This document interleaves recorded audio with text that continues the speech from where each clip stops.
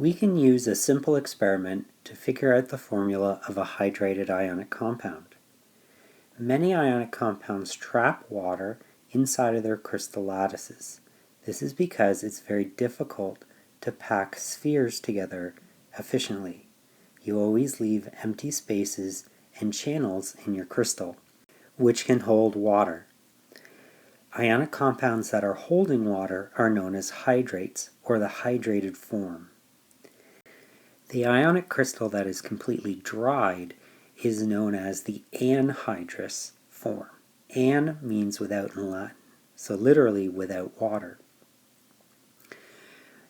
When a compound is hydrated, the water contributes to the compound's mass and must be taken into account when you're measuring on a scale or when calculating the molar mass of the compound. The experiment used to determine how much water is trapped in the crystal is a simple one. All you do is take a certain mass of hydrated compound and heat it using a hot plate. This boils the water out of the crystal until it's in its anhydrous form. Then you can use the 5-step method to determine the empirical formula. Since ionic compounds are always written in the lowest terms, the molecular formula of the hydrate is the same as the empirical formula. So once you find the empirical formula, you've identified the hydrate. An example of a hydrated ionic compound is calcium sulfate dihydrate, or CaSO4.2H2O. The dot in between means that there's 2 water molecules trapped in the crystal for every 1 formula unit of calcium sulfate. Now, calcium sulfate dihydrate has a common name called gypsum or soapstone. When it's in its hydrated form, it's easily carvable.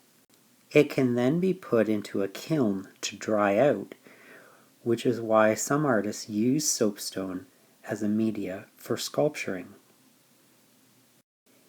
Example 3 takes us through the 5-step method to determine the formula of the hydrate. Although the steps in the 5-step method are the same as if finding the empirical formula using percent composition, they will look a little bit different. Step 1, find the mass of each piece of the formula, does not refer to how much of each element you have. It refers to how much of the mass of the sample is from the ionic compound and how much is from the water. So when we set up our organizational chart for hydrates, we'll do the ionic compound on one side and we'll do the water on the other. Notice in the question here, the formula for the zinc nitrate that's hydrated has an X in front of the water. When trying to determine the formula of the hydrate, we're just looking for how much water is trapped inside of the ionic crystal. In this example, we've took a 74.38 gram sample of the hydrate and heated it until it was dry. The mass of the anhydrous, which is the ionic compound without the water, is 47.36 grams. I'm going to use these two numbers to achieve step 1 of the method. The anhydrous is just the zinc nitrate, so the 47.36 grams is the mass of the zinc nitrate in the compound. In order to determine how much water was boiled away, I take the mass of the hydrated compound when it was wet and subtract the mass of the dry anhydrous compound. This will give me the mass of the water trapped in the crystal.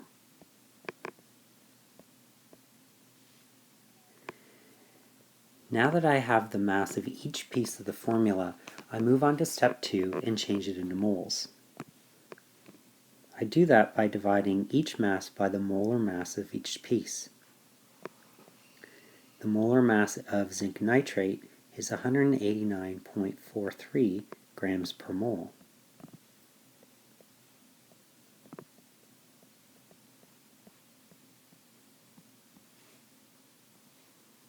Molar mass of water 18.02 grams per mole.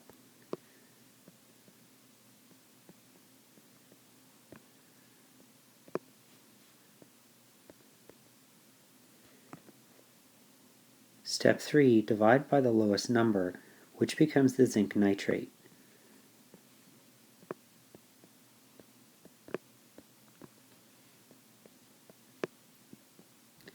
I get a whole number for the water, it's 6.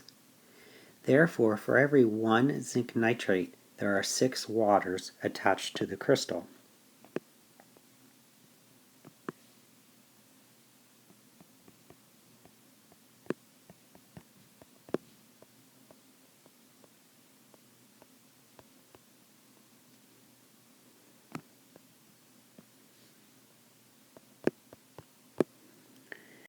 Since this is an ionic compound, the empirical formula is the same as the molecular formula, and the hydrate is zinc nitrate hexahydrate.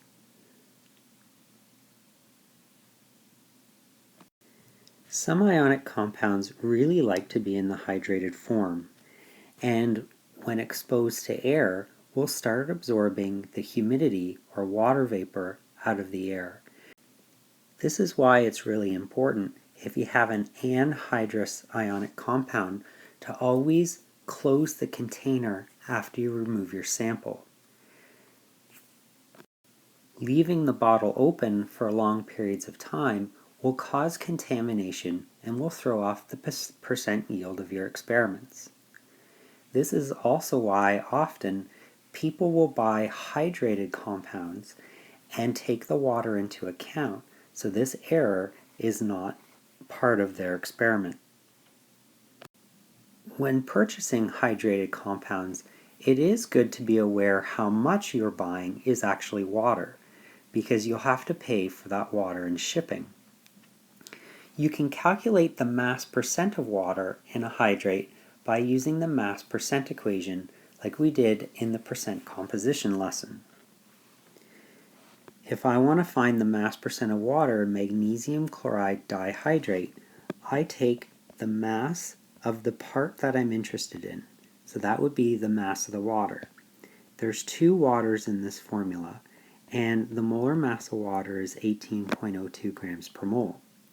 If I divide that by the molar mass of the whole compound, including the 2 waters, I get 131.25 grams per mole.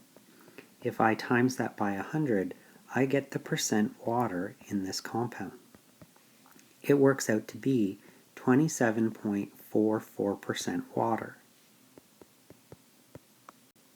If I buy this compound, it's interesting to know that almost 30% of my money is going to buying and shipping water.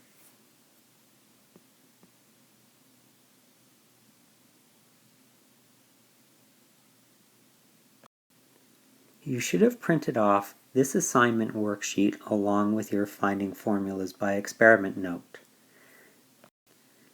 Complete questions 1 to 8 for your assignment. Answers are found on your worksheet in red.